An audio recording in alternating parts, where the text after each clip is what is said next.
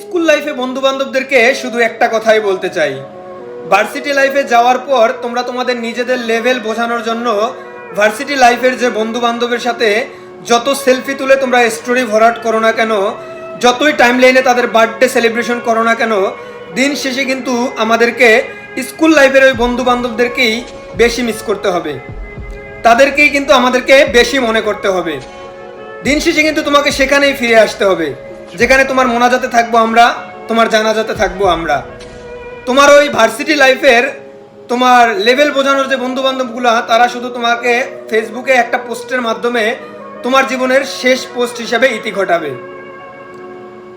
So একটা কথাই বলতে চাই, স্কুল লাইফের বন্ধু বান্ধবদেরকে ভালোবাসতে শেখো, তাদেরকে প্রাধান্য দিতে শেখো।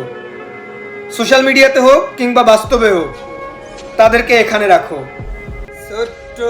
ছোট্টবেলার সেই আমি কই, কেন আমি আর সেই আমি নই, আজ অনেক বছর পরে খুঁজি ফিরি,